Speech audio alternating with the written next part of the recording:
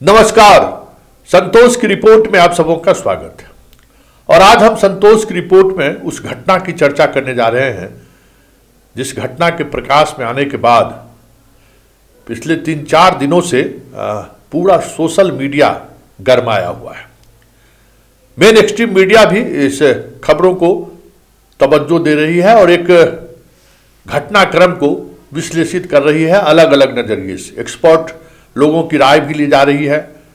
क्यों ऐसी घटनाएं हुई, कौन इसके लिए जिम्मेवार हैं, किसकी जवाबदेही तय होनी चाहिए, बहुत सारी तरह की चीजें चली आ रही हैं और बातें अपने तरीके से लोग रख भी रहे हैं। हम बात अतुल सुभाष के आत्महत्या की कर रहे हैं। आत्महत्या क्यों किया, किस लिए किया, उसकी वजह क्या है, उस पर आपने ढेर सारी स्टोरी आपने देखी होगी और अपने तरीके से आप विश्लेषण भी कर रहे होंगे। देखिए, एक पत्रकार के रूप में मेरा जो व्यक्तिगत अनुभव रहा है महिला और पुरुष के रिश्ते को लेकर, बहुत तेजी से चीजें बदल रही हैं। 10 वर्ष पहले जो महिलाओं की स्थिति थी, आज वो समझ जाइए कि सीधे 90 डिग्री में चीजें बदल गई हैं, या यूं कहें 360 डिग्री में चीजें बदल गई हैं। और ये हम इसलिए कह रहे हैं कि पहले जिस तरीके के प्रताड़ना को लेकर महिलाएं, लड़कियां हम लोगों से बात करती थी, हम लोगों के पास न्याय की लड़ाई के लिए आती थी, अब ठीक उसके उलट पुरुषों की संख्या बढ़ रही है, ऐसा नहीं है, लेकिन अब लड़ाई का अंदाज, उसका स्वभाव और उसका नजरिया एकदम डिफरेंट हो गया है। अब कोई दहेज वहेज के लिए आज के तारीख में हमें नहीं लगता कि किसी लड़की को ज्यादा दिनों तक कोई पुरुष टॉर्चर कर सकता है। ये बात अब बहुत मुश्किल है। इसलिए सुप्रीम कोर्ट का भी कई जजमेंट आया है जिसमें अब दहेज को लेकर मसले पर बहुत ही सॉफ्ट एटीट्यूड अब कोर्ट का रहता है। दहेज को लेकर हत्या का मसला भी अब हमें लगता है कि उस तरीके की नहीं कि बात अब पहले वाली बात नहीं है। लेकिन एक सवाल है कि 2022 के नेशनल रिकॉर्ड ब्यूरो के आंकड़ों पर अगर गौर करें तो 1,71,000 लोगों ने पूरे देश में आत्महत्या किया, जिसमें 1,22,000 पुरुष हैं और महिला मात्र 48,000। मात्र हम कहने का कोई और मीनिंग नहीं है, मतलब पहले महिलाएं ज्यादा सुसाइड करती थी पुरुष की तुलना में, लेकिन अब वो ट्रेंड घट रहा है। अब महिलाएं कम सुसाइड कर रही हैं और उसमें शादीशुदा अगर पुरुष की बात करें तो वो 83,000 शादीशुदा पुरुष हैं जो आत्महत्या किया। ये आंकड़ा ही अपने आप में बता रहा है कि जो विवाह संस्था है ना, वो पूरी तौर पर फेल हो चुका है। ये हम इसलिए कह रहे हैं कि कई चीजें जो अब आज की तारीख में प्रासंगिक नहीं रहा। हम विवाह संस्थान को सिर्फ अरेंज मैरिज से नहीं तुलना कर रहे हैं। अरेंज हो या लव मैरिज हो, ये कोई किसी भी तरह की मैरिज हो, लेकिन बात हम विवाह संस्था की कर रहे हैं। विवाह संस्था पूरी तौर पर इंडिया में फेल होता जा रहा है और इस पर किसी का कोई ध्यान नहीं है, कोई मतलब नहीं है। कल हमारी एक महिला मित्र से बात हो रही थी, बहुत ही अलग ख्याल की वो महिला है। बात में उन्होंने कह दी कि संतोष जी बताइए, वेस्टर्न के लोगों ने, मतलब विदेशी लोगों ने मोबाइल में कैमरा का इजाद किया, वो लोग क्या कर रहे हैं, उस कैमरा के सहारे इनोवेशन कर रहे हैं, उस कैमरा के सहारे डिस्कवरी बना रहे हैं, उस कैमरा के सहारे फोटोग्राफी कर रहे हैं। मतलब कुछ न कुछ ऐसी चीजें वो सकारात्मक चीजें कर रही हैं जो एक अलग तरीके का समाज में एक अलग तरीके का दर्शन, एक अलग तरीके का सोच डेवलप कर रहे हैं। और हम लोग क्या कर रहे हैं, पूरा देश रील्स बनाने में जुटा हुआ, पूरा देश, मतलब और खास करके लड़कियां, गांव की लड़कियां रील्स बनाने में जुटी हुई हैं। पैसा भी है और शोहरत भी है। रातों रात कोई ऐसा रील्स आप बना दिए तो चर्चा में आ जाएंगे। ये सब जो बदलाव हुआ है समाज में, वो बदलाव कुछ कैसे हम संभाले, उसके लिए न गार्जियन तैयार है, न अभिभावक को उसकी कोई ट्रेनिंग है, न जुडिशियरी। विवाह संस्थान से कहीं बुरी स्थिति जुडिशियरी की है। न्यायपालिका तो समझिए कि आउटडेटेड हो चुका है। न्याय वहां तो किसी को मिलता ही नहीं है, हम दावे के साथ कह सकते हैं। कोर्ट से किसी को न्याय नहीं मिलता है, तारीख पर तारीख आपको दी जाएगी, न्याय नहीं मिलेगा। क्योंकि एक मसला ऐसा मसला था जिस मसले को लेकर हम खुद खबर चला रहे थे। लव मैरिज, एक शिक्षिका अपने ही साथ पढ़ने वाले एक टीचर से शादी करती है, और टीचर बहुत गरीब रहता है, और लेकिन वो टीचर टैलेंटेड टीचर रहता है, उसको वो पढ़ाती है अपने पैसे से, और वो IRS बन जाता है, बड़े रेलवे का अधिकारी बन जाता है। और बाद में वो उसको छोड़कर बिहार प्रशासनिक सेवा के अधिकारी से वो शादी कर लेता है, देवघर में जाकर। उस महिला की लड़ाई में 6 महीने तक लड़ा, और अल्टीमेटली हुआ ये कि सरकार का ये प्रावधान है, नियम है कि कोई भी सरकारी पदाधिकारी अगर दूसरी शादी करता है तो उनकी नौकरी चली जाएगी। हाई कोर्ट में उस पीड़ित महिला को मजबूर किया गया कि आप केस वापस ले लीजिए, नहीं तो फिर कुछ आपको होने वाला नहीं, कुछ नहीं मिलेगा। और वो महिला रोती बिलखती चीखती वहां से भागे भागे मेरे दफ्तर में पहुंची कि हाई कोर्ट में मुझे जज साहब ऐसे कह रहे हैं। और अल्टीमेटली ये हुआ कि वो केस आज भी पेंडिंग है, और उल्टे उस महिला पर 8-10 केस भी लाद दिया गया। तो ये न्यायपालिका का रोल है। न्यायपालिका इस तरीके से आजकल काम करती है। तो अतुल सुभाष के साथ जो कुछ भी न्यायपालिका में हुआ वो कोई नई बात नहीं है। ये समझिए ये न्यायपालिका आजकल मतलब एक अलग तरीके का ऐसा इंस्टीट्यूशन बन गया है जो शोषण की सारी प्रकाष्ठा पार कर देता है। मतलब अपराधी, हमें कभी कभी तो लगता है इससे बेहतर तो अपराधी है, कम से कम उसे आंख में ये पानी तो है कि हम इसी समाज में हैं, इसका ये हैसियत नहीं है, इतना नहीं लेना चाहिए। लेकिन कोर्ट में स्थिति एकदम विपरीत है। चाहे वो एडवोकेट हो, चाहे जज हो, न्याय लोगों को मिले या न्याय के साथ खड़े दिखे, ये प्रवृत्ति इड़ले बिड़ले जज में देखने को मिल रहा है। मतलब हम कह सकते हैं कि पूरी व्यवस्था ध्वस्त हो चुकी है न्यायपालिका का और विवाह संस्थान, जो 2 महत्वपूर्ण संस्थान हैं इस देश का। इसलिए डेमोक्रेसी कमजोर दिख रही है। अब जहां से लोगों को न्याय देखिए, न्यायपालिका में क्या है, हम सरकार के खिलाफ जाते हैं, सरकार के गलत फैसले के खिलाफ जाते हैं। और आज न्यायपालिका किसके साथ खड़े, कहने की जरूरत नहीं है।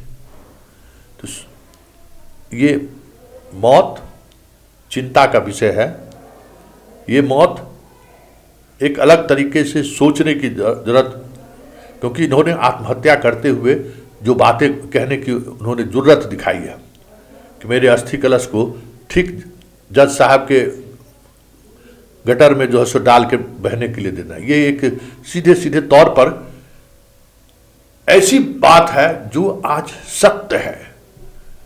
हर न्यायपालिका में यही स्थिति है, लोग संतुष्ट नहीं हैं, लोगों को न्याय नहीं मिल रहा है, एक अलग तरीके से चीजें वहां चल रही हैं। लेकिन बड़ा सवाल यह है कि अतुल तो अब इस दुनिया में नहीं रहा, सुभाष अब इस दुनिया में नहीं रहा, वो छोड़कर चला गया और एक बड़ा संदेश छोड़कर गया है। जो दुस्साहस, वह दुस्साहस है। बड़े बड़े लोग इस तरीके का दुस्साहस नहीं कर पाते। सीधे सीधे व्यवस्था पर सवाल करने किया है उन्होंने। इसके लिए तो भले वो इस दुनिया से चला गया हो, मैं आत्महत्या को कभी सही नहीं ठहराता हूं, जायज नहीं ठहराता हूं। मानता हूं कि आत्महत्या कायरता है। ऐसा नहीं है कि हम लोगों के भी जीवन में कभी कभी ऐसा लगता है कि अब इस दुनिया में रहने का कोई मतलब नहीं है।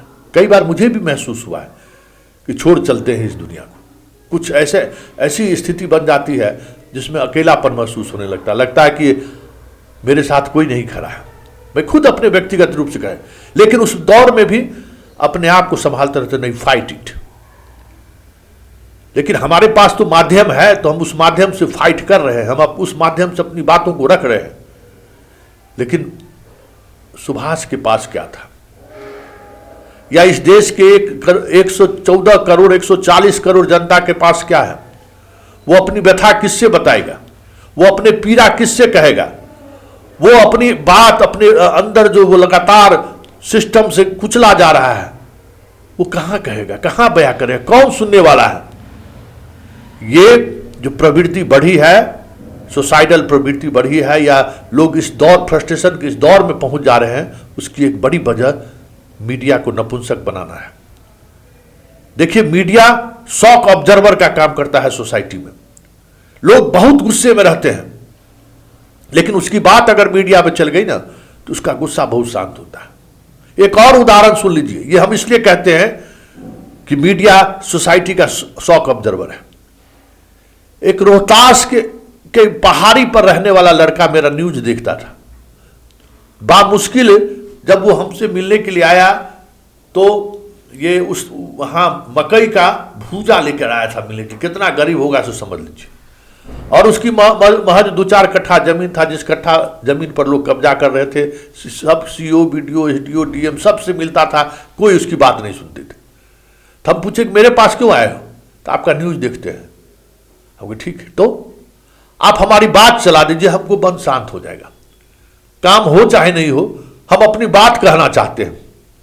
इस प्रदेश की जनता हमारी बात सुने कि हम किस तरीके से घुट घुट कर मर रहे हैं इस सिस्टम में।